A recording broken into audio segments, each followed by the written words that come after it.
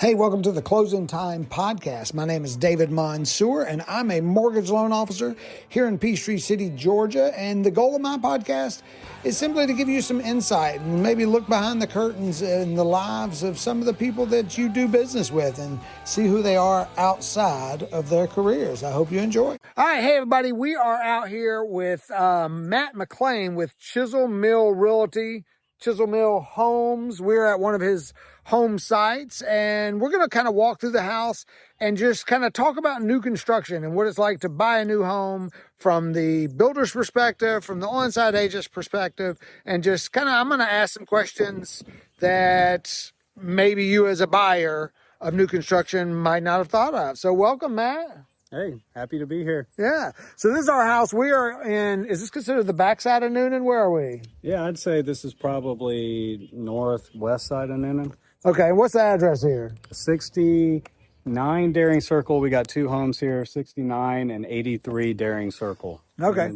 So we're going to walk through the house, walk out the back and see that property. So as you can see over there, maybe you can see the driveway that leads to that house back there.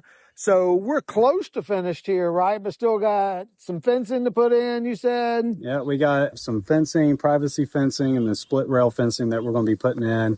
We got the final clean that we're going to be doing. But yeah, right here at CO. Yeah, so pardon our dust as well. And what was I going to say? You said this one's a 1 acre lot? So a full acre? Just over 1 acre. It's about 1.09 acres, and then up here we got about 1.67 acres. Oh wow! On lot 2. So this is a great house. Maybe buy both of them. Put your mother-in-law up on the hill. Yeah, if you fence want to buy in both of between. them, I'm all for it. All right, well here we go. We're gonna move on inside. All right, Matt. So tell me, you're not technically an on-site agent because you said that you don't sit on site.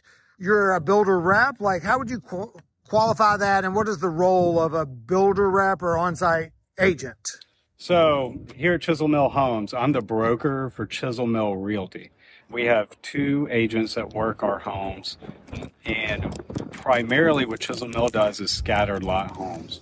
So that spreads us out over a pretty large area. We build in Coweta, Fayette, Hurd, Troop, Meriwether, Carroll, and we're expanding past that. So you got to tell me what a scattered lot builder is, because I don't know that term. So a scattered lot is basically a low development. So it's not huge subdivision where you just find lots and maybe put 2 or 3 houses on. Right. Like this. We bought this as one large lot, and then we subdivided it into 2 lots. So we have 2 homes on this site.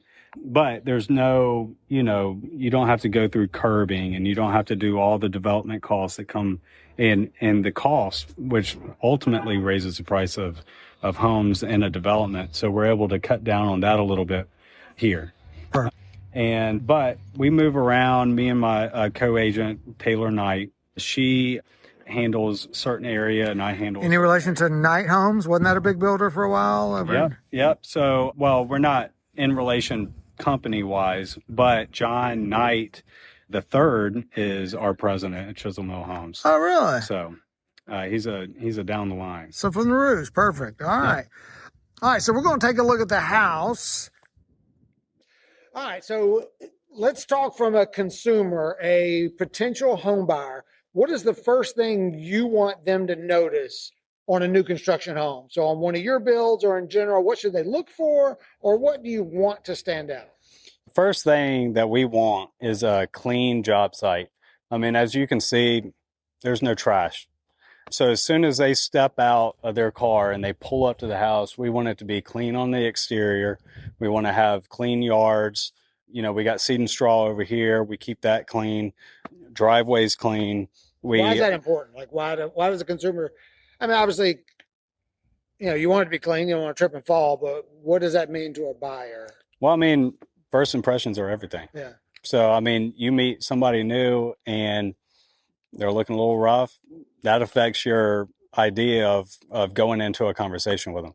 So in terms of a conversation, we want their conversation viewing the home to be positively affected by the exterior of the home. So So this house happens to be pretty close to completion, but let's take away the sod or maybe the landscaping. Anything else that maybe they should notice? Maybe it's just sticks up right now. Maybe it's just a slab and sticks. What else might somebody notice or look for when they drive through a subdivision or pull up to the house that they're actually considering? Well, we try to, first of all, we stick to very strict timelines. And so, again, keep everything clean. We don't want,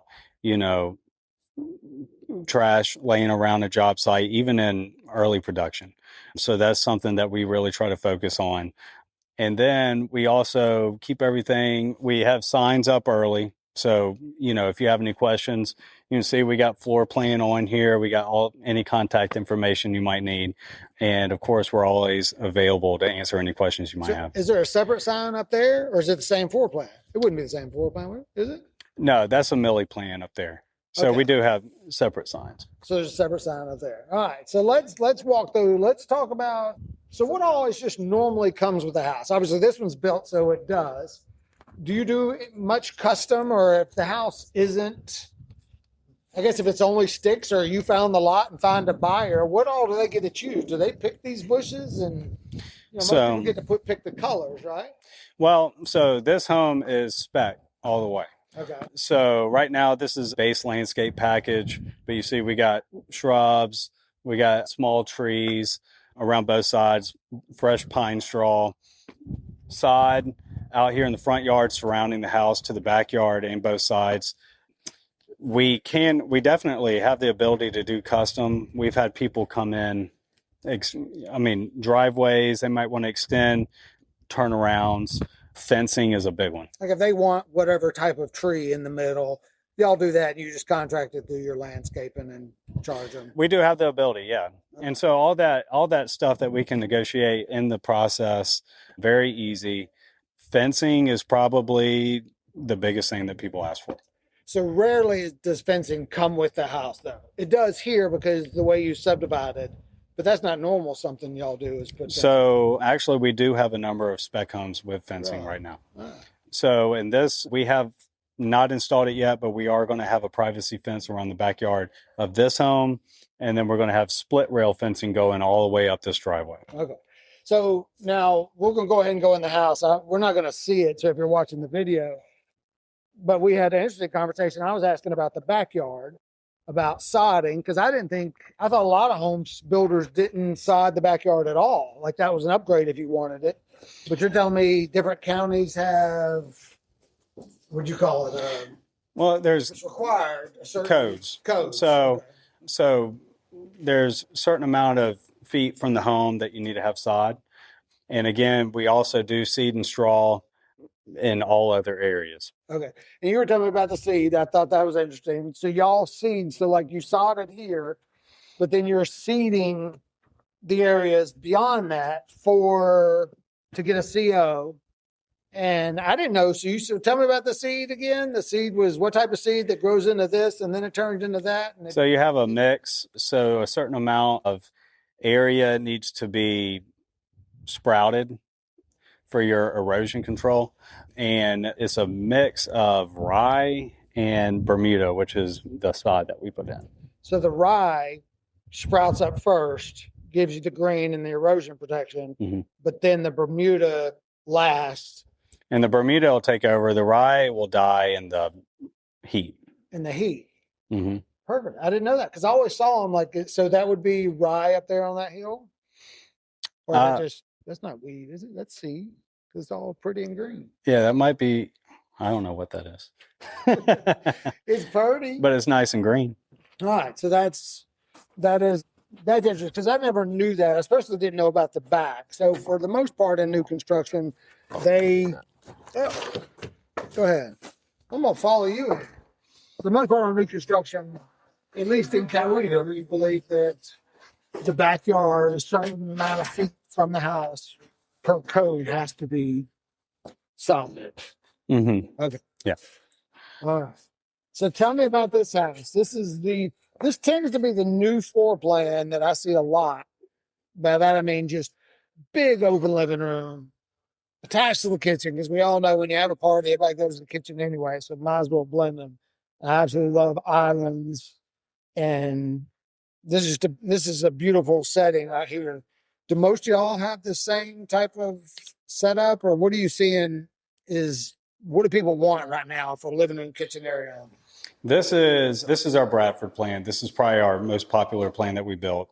We have changed this one a little bit from the past. We used to have a wall that came in right here. And so we've opened this. So the living room feels huge. And like you said, I mean, this is the gathering place for families.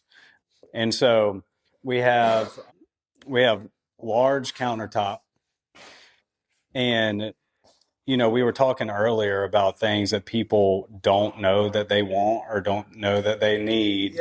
And space on your kitchen island is something that you need.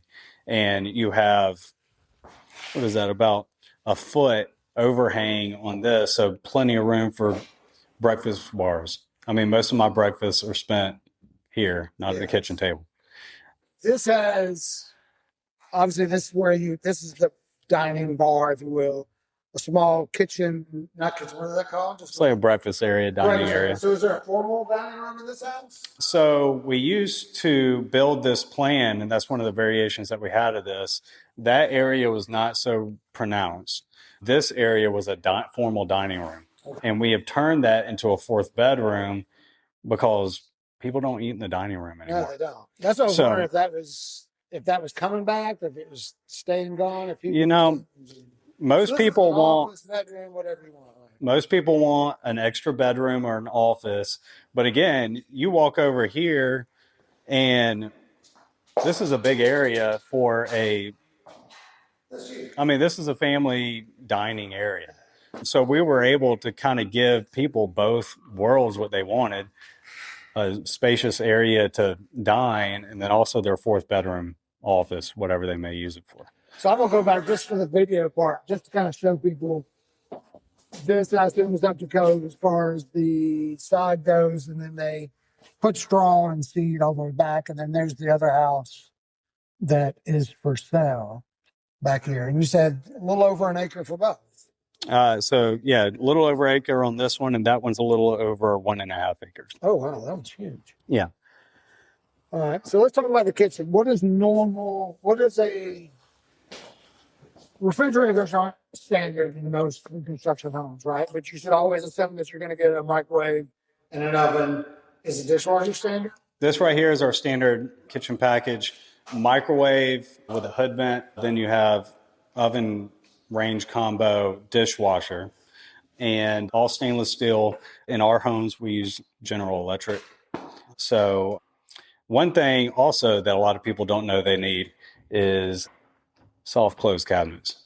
Yeah. And I don't have that in my house, and I wish I had it. I got 4 kids, they're always slamming drawers. My kids don't shut the dang thing anyway. Is there any way to make them where they actually close themselves? No, that's what they hate. Yeah, I'm bad about not closing cabinet doors too. My kids are horrible at it. Yeah. Like I will walk in and there would be 6 cabinets. Or the pantry's always open. It's never closed. Yes. And I've got doors. They're not French, but they're whatever, bifold. What you call that? There's just 2 doors that open. Oh, like the little fold thing? And we leave them open the entire time. And like they only close when the company comes over. Yeah. Just because the food's I don't see the point. Okay, so you have a huge laundry room there. Yep. So in this plan, washer dryers are not standard ever in new construction, correct? Yeah, we've yet to include washer and dryer with any homes. We do have in the contract. Just can you put one in, because I don't want to go look for one. So yeah, we absolutely our subs can do a refrigerator. They can do washer and dryer. I mean, we have the ability to do that upgrade. Most people come with their own, and in most cases, that's not really brought up. Okay. And you said y'all are mostly spec. So if you're spec, the floors, the carpet, and the paint have already been done. Yes, but so mostly spec. Even at this stage that we're in right now, if a buyer came in and said, look, either I'm allergic to carpet or, hey, I just don't want carpet in my bedroom. As an upgrade, we can easily tie this into the house as LVP. And one thing that we do is LVP is throughout the house, except for the bedrooms. And so, I mean, you have a lot of area of upgraded flooring. And this is waterproof laminate flooring. So very durable and honestly a lot more common than even hardwood now. Yeah. Well, I love it. The stuff I have is garbage. You spill, like we spilled, what I spill on there? It was like a hair gel or something that just dropped it and it spilled out. And I was yelling at my son because then he left it there. And I was like, you need to clean that up. And of course, they don't do it as quickly as you thought, as you want. So I left it because it was his job and it started whelping just from like. And hardwood? Yeah. It's not real hardwood. It's like this. It's the old stuff before they made this. I forget what it's called.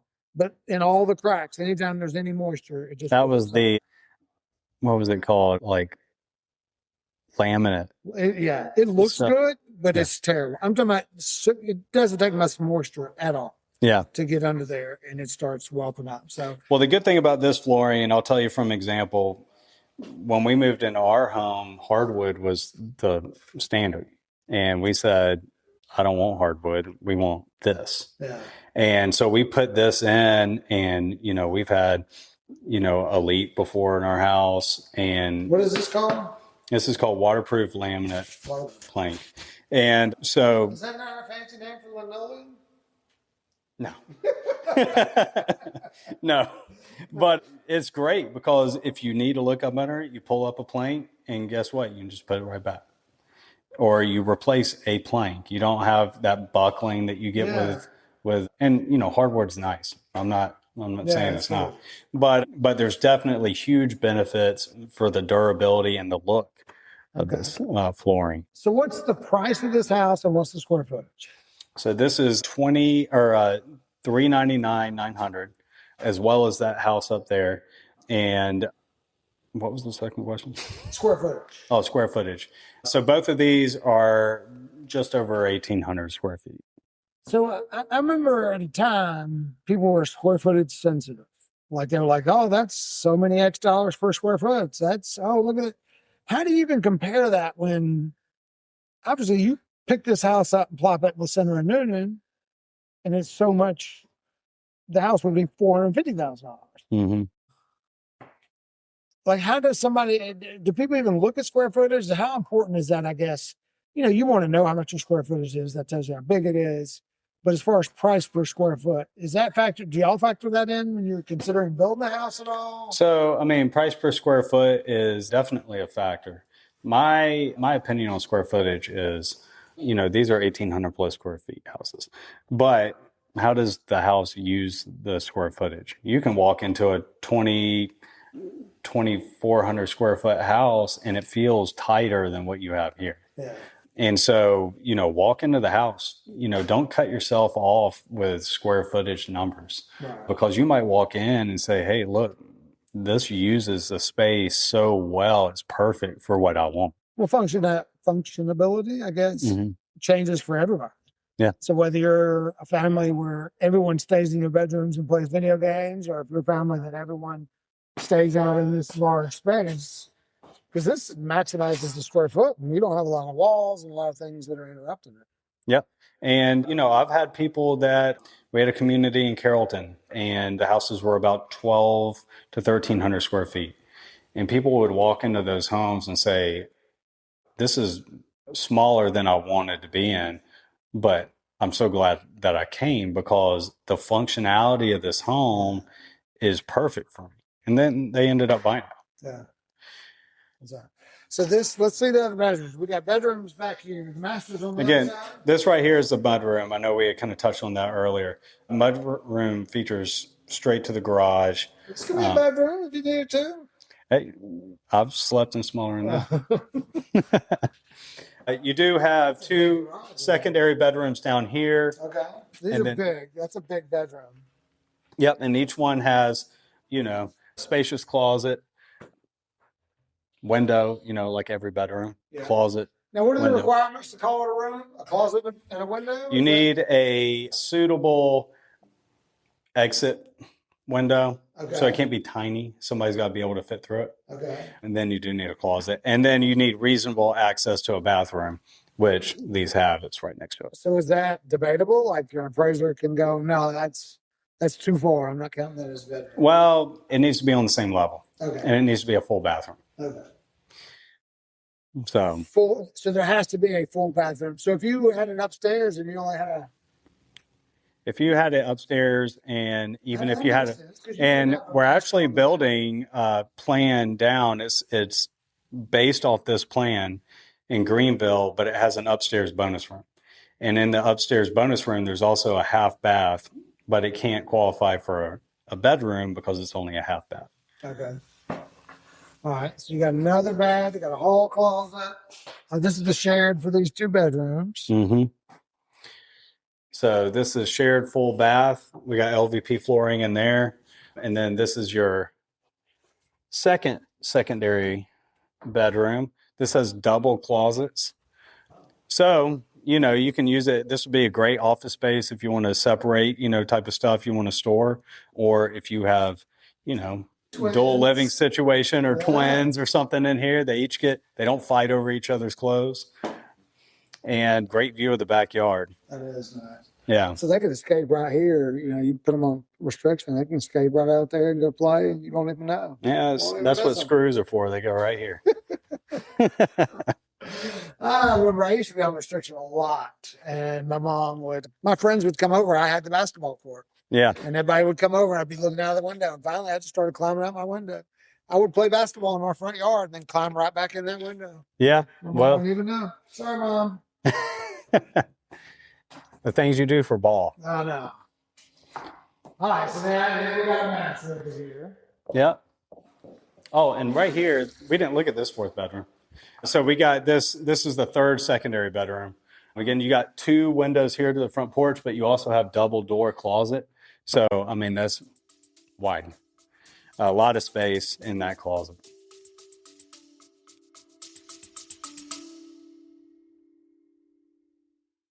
If you find this video, please subscribe.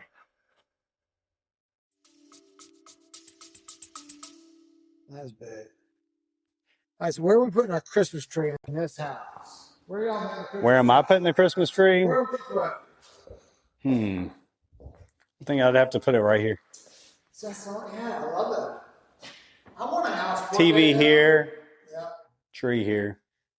You got to be able to see the tree when you're sitting. Yes. I want a house one day where you can see the tree from the driveway when you drive up, but you can also sit in front.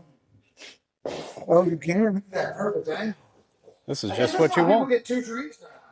Yeah, we had 2 trees this year. I have 4 trees on my front porch. So a story I can tell you that's funny about a Christmas tree. Griswold, Christmas Vacation. So we went to Mentor's Farm in Fayette to get our tree. That's where we go every single year. Best tree place around. And we picked out this tree, and the lady at Mentor said, "Wow, I think this is the biggest tree that we've sold." And I said, "Oh yeah, I think it's really nice." Didn't even dawn on me. So we loaded it up in the truck. We go to Waffle House every year after we pick up our tree, and we bring it into the house, and it obviously is too tall. It's like 6 feet too tall. Are you serious? Yeah. So we end up opening it up, and it's probably 6 feet wide, and we have like 8-foot ceilings. Okay. And so we end up moving it we have a 2-story foyer. And so we move it in, and it's almost touching the light at the top of the foyer. And I paid enough for that tree. So we're using this tree, and we set it up. It takes up the entire foyer. You couldn't get in and out of the bedroom. And we decorated that tree. And it lasted one night. I got to send you a picture of this. It lasted one night, and the next morning when I walked out of my bedroom, there was just broken ornaments all over the floor and falling down onto the staircase. So I had kind of the same thing when we had a tree that I had plenty tall ceiling. Yeah. I didn't realize how heavy they got, and it fell twice. I had to finally go up there and tie the top of the tree to the window, the curtain rod.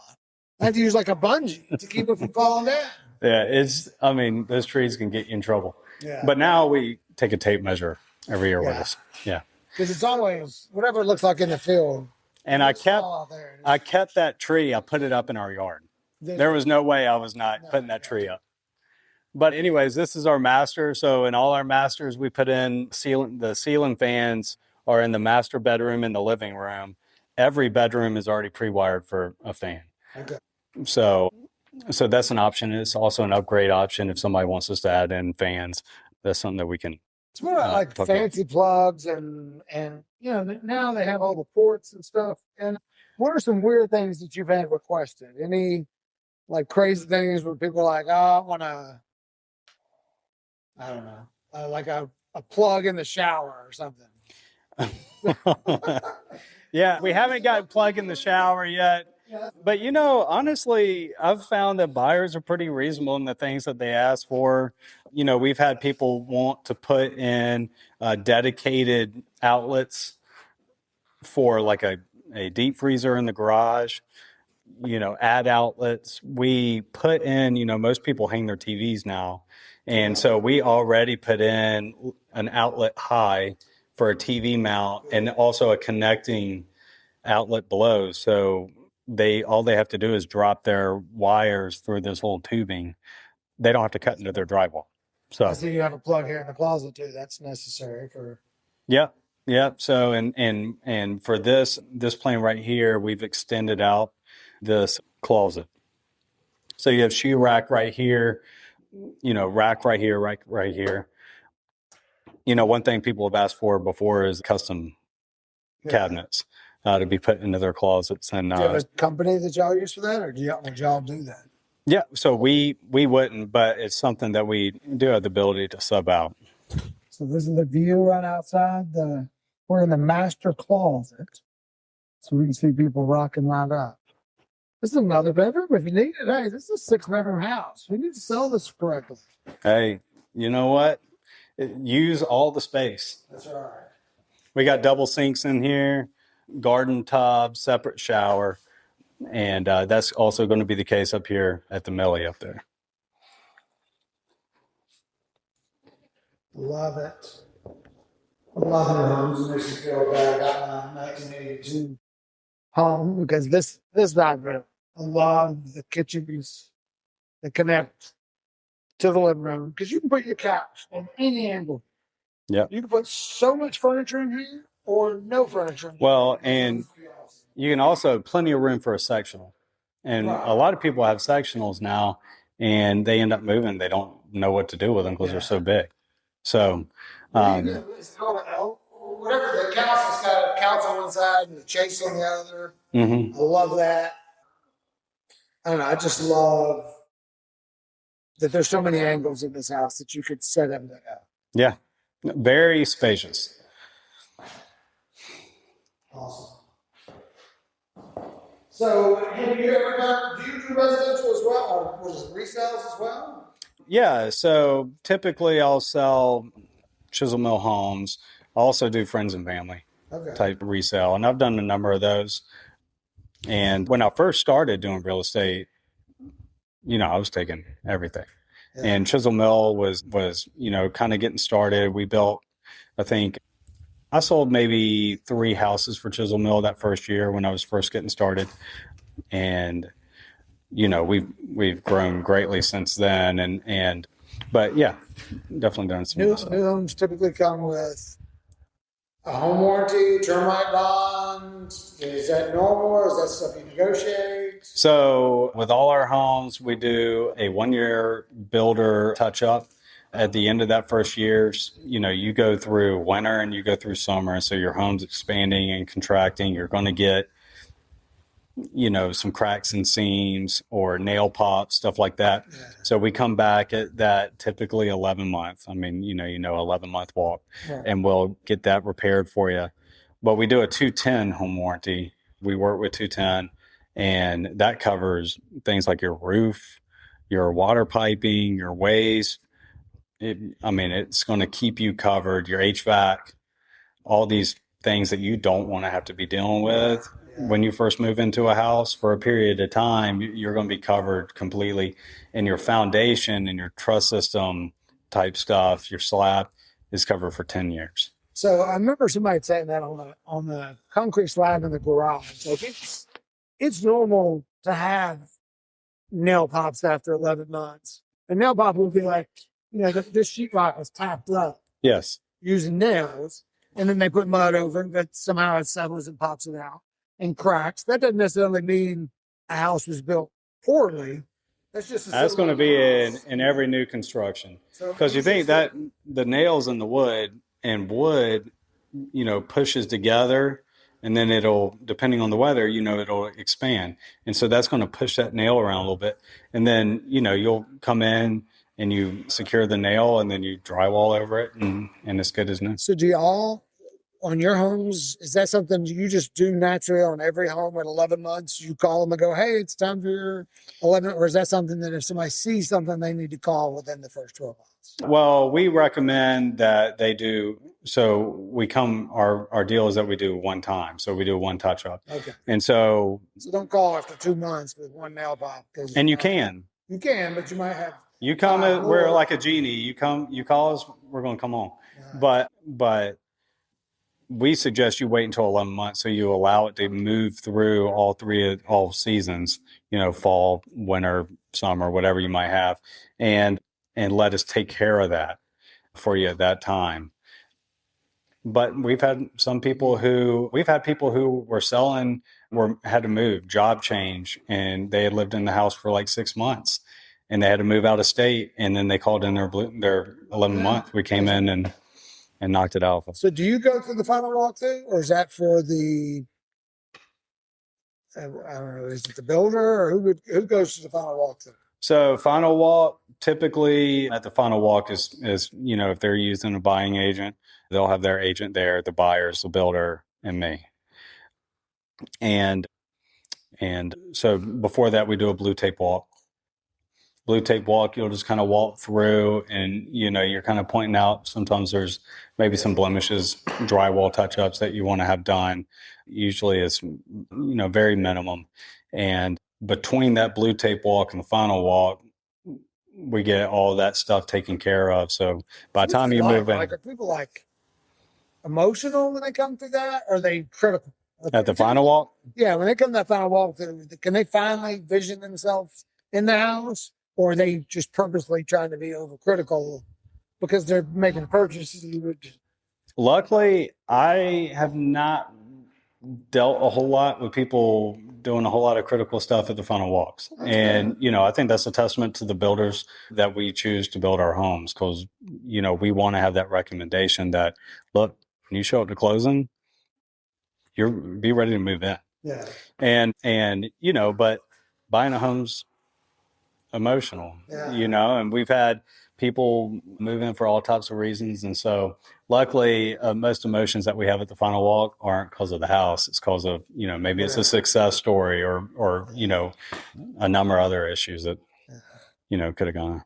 So last question, that couldn't put this anywhere else. So just for information purposes, if they're building a house and let's say they start the process early, who do they call? They have an agent. Who do they call when they have questions about picking the paint and the color? Are they supposed to call the onside agent? Do they call their agent?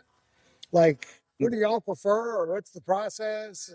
So, I think typically if they come and then they're unrepresented, they call me. Right. If they come and they're represented by a buyer's agent, then we flow communication that way. If there's a buyer's agent involved, I'm including them with every conversation that we have. On new construction, the buyer's agent just disappears after they write the contract because the customers go straight to the builder. Is that okay? Is that you prefer? I would assume you would want them to call their buyer's agent because you want. Well, I don't want anybody surprised by anything when they're buying a house. And so if you start segregating conversations like that and they're represented, then there's going to be confusion. And communication is my number one thing. Yeah. So I don't want there to be any lapse in communication. I don't want the agent to be like, well, I didn't know that, but the buyer knew that. Yeah. That's not good. Yeah. Yeah. And that's the same in our business. We figured out the more you have conversations with people about the entire process, the less they're upset when it comes about. So when they know, like with the punch list and the nail pops, and when they know and they expect that, then they know how to handle it. They're not so emotional thinking that something was wrong. So Absolutely. we got the cleaning crew. They a little late to get this one cleaned up, but I think it's fabulous. The paint job is great. It's a good looking home. This will be sold before the grass turns green. Looks like. I agree. All right. Well, I appreciate you very much. Anything else you want to add? Tell the people. Man, I want to encourage y'all to check out our website. It's chiselmill.com. On that website, you can look at lots that we have. We can build on your own land. We just finished up that project. Guy came to us. He had land, and he had a plan that he wanted us to build, and we knocked that out. And I can't remember. I think it was fast. From us putting that under contract, permitting, everything to close. But we also have county lists. You can look through all different counties, see what we have going on. And we try to make that website where you can go one-stop shop. And of course, call me if you have any questions. And so new construction on this, what did we say this was? 2,300 square foot, 1,800 square foot? Yeah, just over 1,800. So 1,800 square foot home is what? Normally start to finish a 3-month build? 2 months? So from slab, it's about 120 days. 120 days, okay. And that's in normal times. Obviously, if we have a crazy time where you can't. Yeah, if we get some flooding and let's not talk about a couple of years ago. All right. Thank y'all very much. Everybody have a good day. All right. Have a good one. Are you having a David day?